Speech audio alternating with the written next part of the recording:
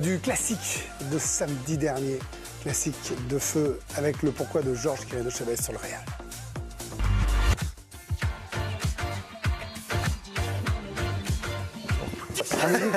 Oui, ça va très bien à tous, bonsoir à tous. Antisocial, tu perds ton sang-froid. On s'est dit que ça collait quand même pas mal au Real Madrid en ce moment. Je sais pas ce que vous en pensez. Antisocial, tu perds ton sang-froid. On a vécu des jours turbulents avec ce club autour de la finale de la Coupe du Roi que vous avez vécu samedi sur la chaîne L'Équipe. Ça avait commencé, souvenez-vous, on avait parlé par les vidéos de Real Madrid Télé pour mettre la pression sur l'arbitre avant le match. Et puis après, ça s'est carrément...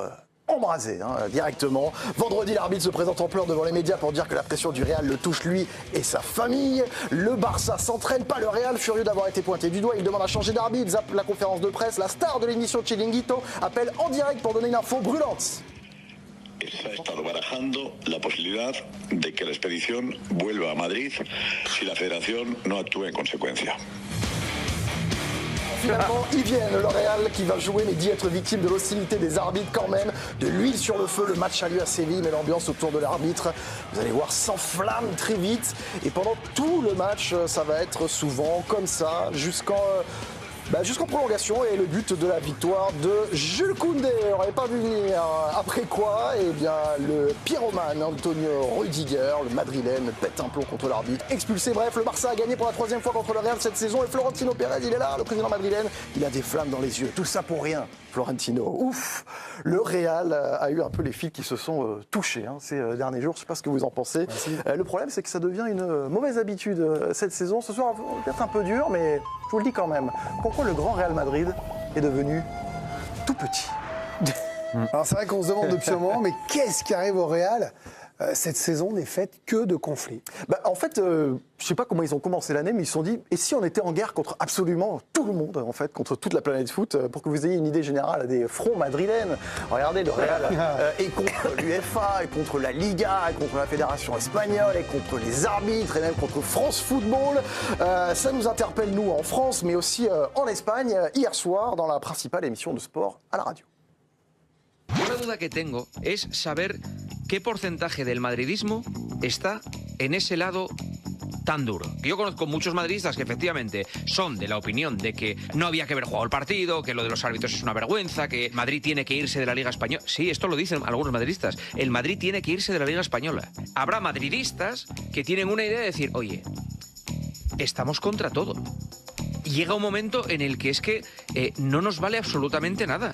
No nos vale el Balón de Oro, no nos vale la Copa del Rey, no nos presentamos a la rueda de prensa, no nos vale la UEFA, la Liga, la Federación, la prensa. O sea, hay algunos madridistas que están diciendo, ¿qué está pasando? Alors, si certains supporters du Real s'interrogent aujourd'hui, nous, il faut bien dire, on a vu arriver les choses depuis le 28 octobre dernier, Georges. Bien vu, même. Ouais, c'était le jour de la cérémonie du Ballon d'Or, où on l'a bien vécu. Et effectivement, quelques heures avant, le Real Vous avez mal vécu.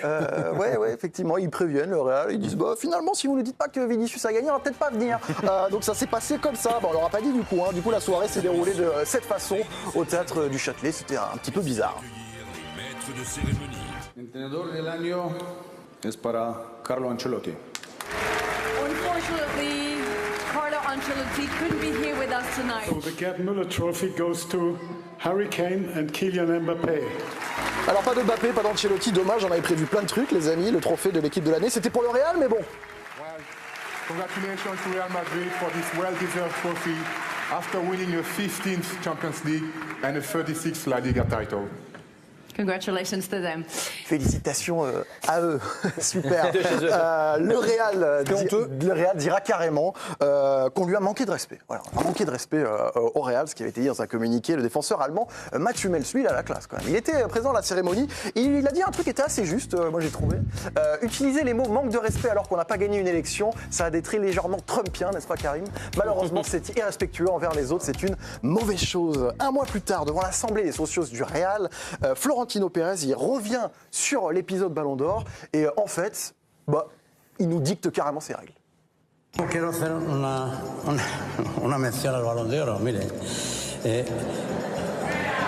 Creo que el Balón de Oro tiene que ser organizado de manera independiente y los votos para este premio deben de estar en manos de personas de reconocido prestigio, no sé, los seleccionadores, alguien conocidos, porque que todo el mundo entienda que con su voto se juegan también su reputación. Pero no sabemos quién los han votado y de unos países que no los conocemos. Bueno, por todas estas circunstancias, para ya terminar, el Real Madrid consideró oportuno no acudir a esta edición de la gala del Balón de Oro. Certains sont des pays qu'on ne connaît même pas. On rappelle que c'est les 100 pays classement FIFA. Ah ouais. C'est franchement ça c'est à vomir. C'est à vomir.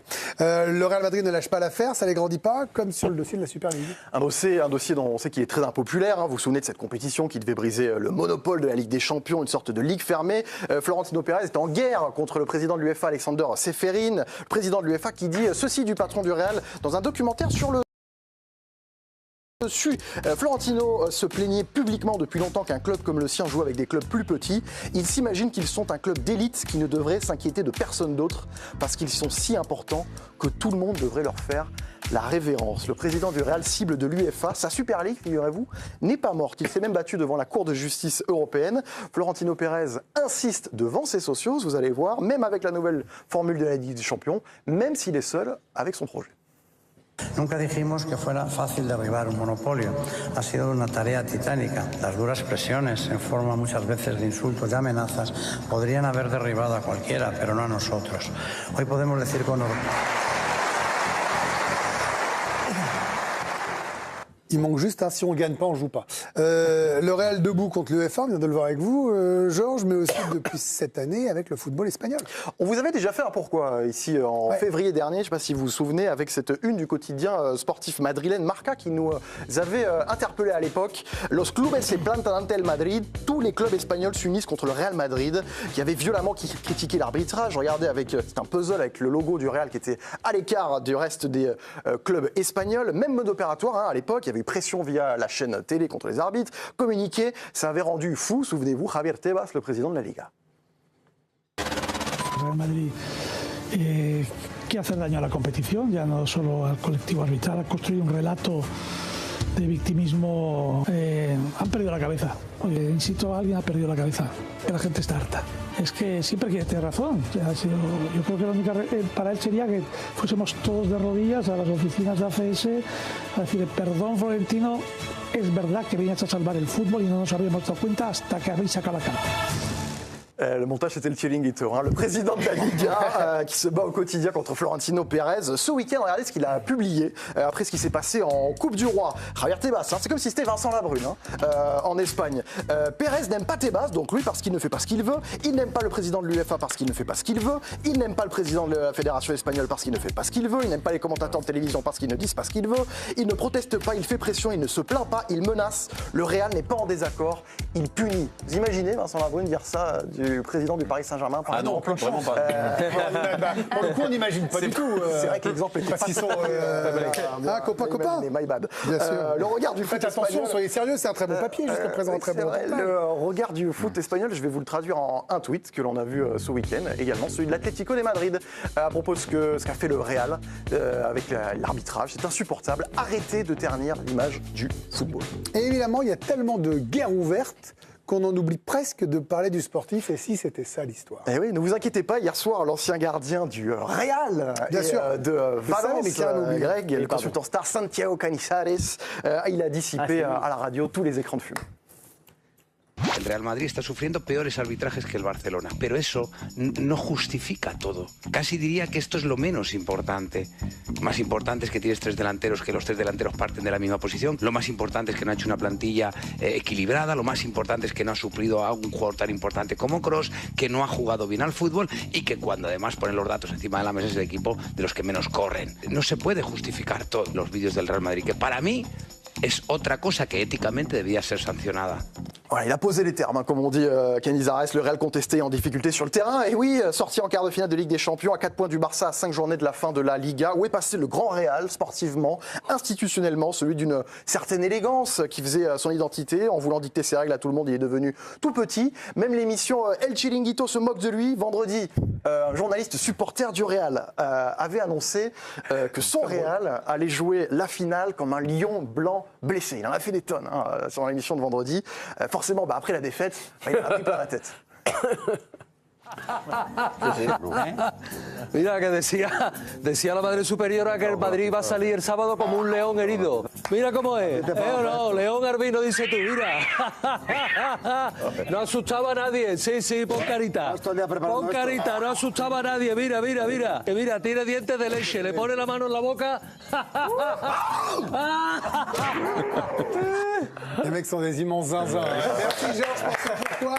On en débat tout de suite, on en parle. Bon Benoît, je commence par vous. Vous avez joué en Espagne, vous avez joué plein de fois contre le Real. C'était une institution, c'est une institution, c'est la Maison Blanche. Enfin, je veux dire, c'est le grand Real, c'est même le foot presque quand on voit ça. Mais c'est fou d'être aussi mauvais perdant. Moi, les gens, quand ils m'interpellent et me parlent du Real, on a l'impression qu'ils ont une image de mauvais perdant. Voilà, si on gagne pas, on dit du mal, on refuse d'y aller. C'est dingue en fait. Oui, c'est fou. Et déjà, même moi, lorsque je jouais à Séville, ça existait.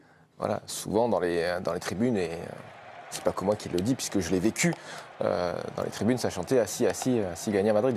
Voilà, c'est comme ça que gagne Madrid. Et tout à fait inadmissible. Moi, je pense aussi que le Real est dans cet état-là, parce que sportivement, ça ne fonctionne pas.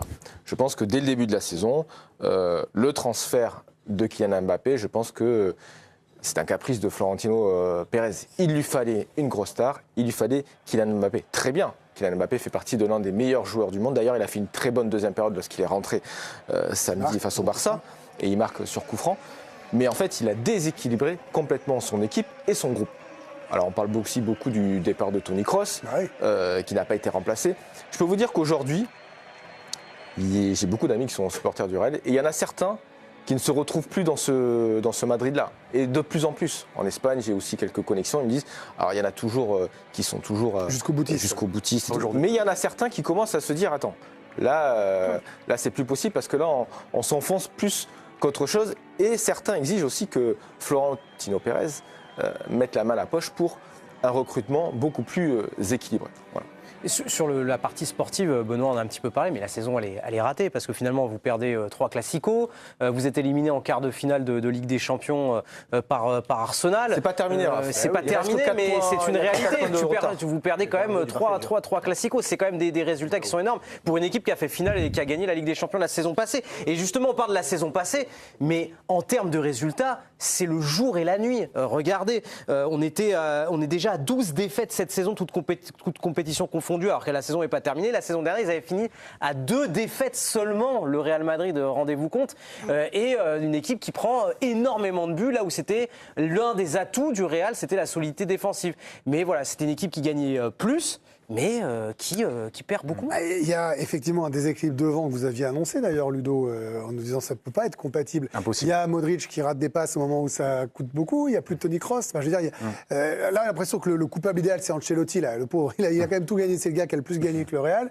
Est-ce que vous êtes choqué, j'utilise ce verbe-là exprès, choqué par ce que vous voyez en ce moment du côté du Real? Moi, perso, je suis plutôt, je vais plutôt vous dire que je suis plutôt Maison Blanche que Blaugrana. Néanmoins, j'ai eu honte pour eux à la fin de cette rencontre-là. Je crois qu'ils sont très forts pour allumer des feux, pour essayer de noyer le poisson. Je crois qu'ils ont très vite compris que cette saison allait être une saison blanche. Non, mais il y a un mois, ils étaient en lice pour tout. Non, mais je pense qu'ils ont vite compris que le Barça était largement au-dessus. Quand Champions League, ils n'iraient pas, ils ne passeraient pas cette année parce que l'équipe est trop juste et trop mal équilibrée.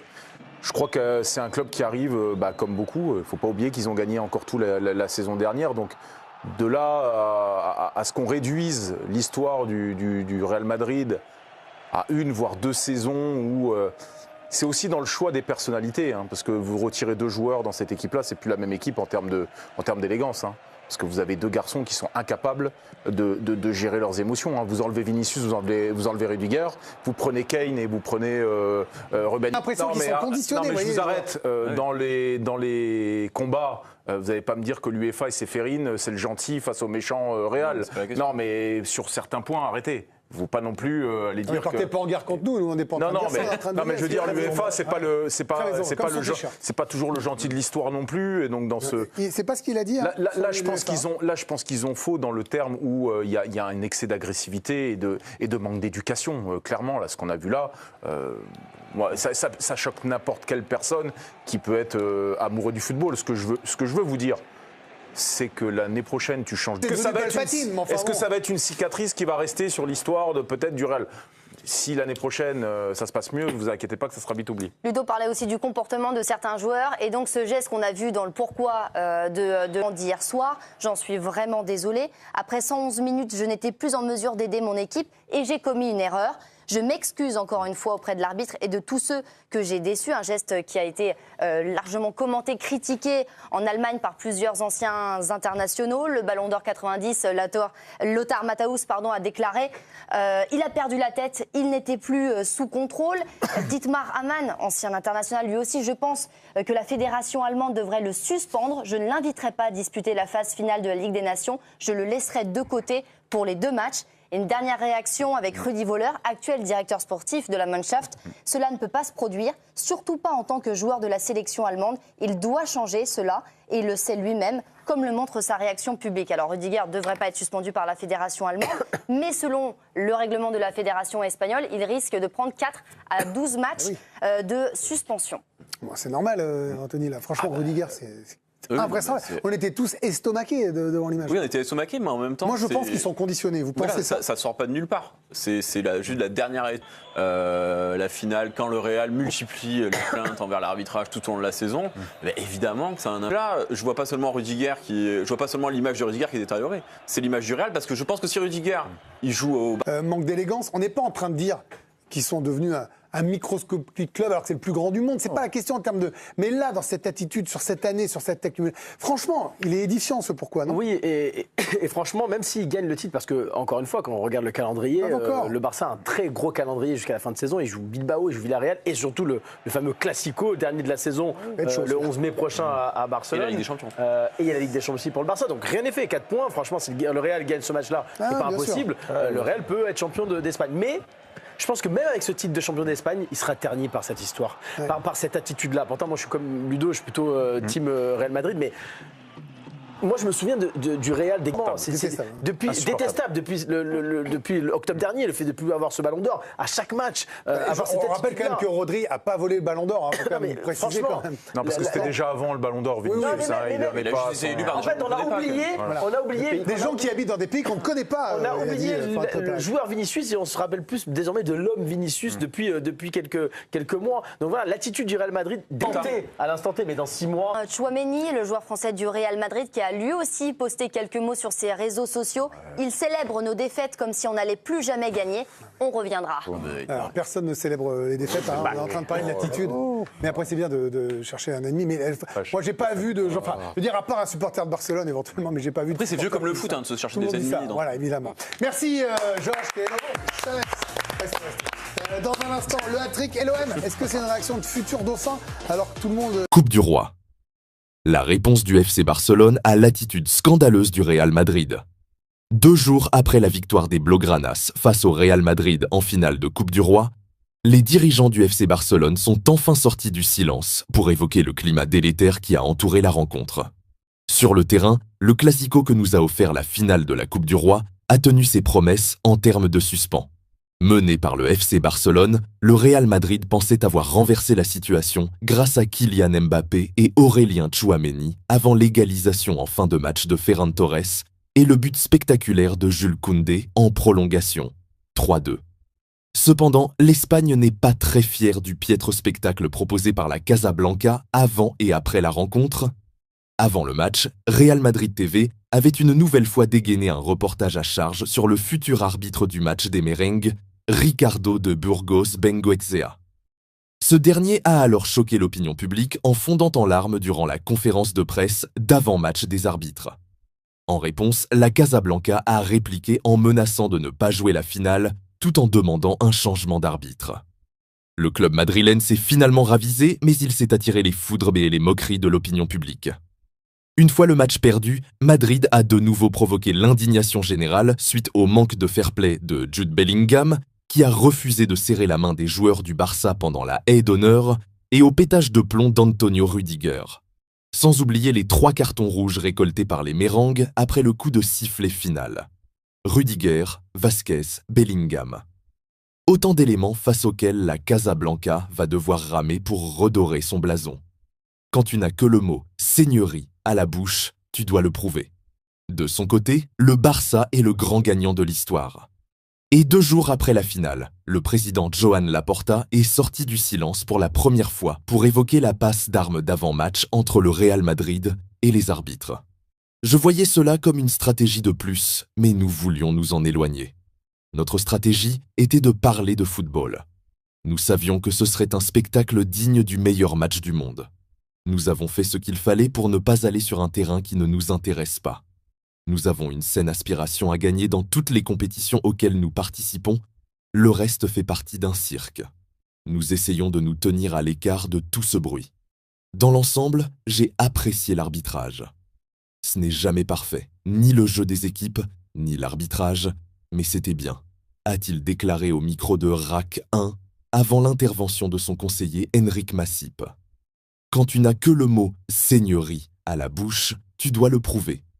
De son côté, le Barça est le grand gagnant de l'histoire.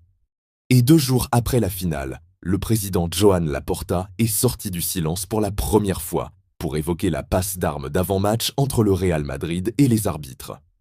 Je voyais cela comme une stratégie de plus, mais nous voulions nous en éloigner. Notre stratégie était de parler de football.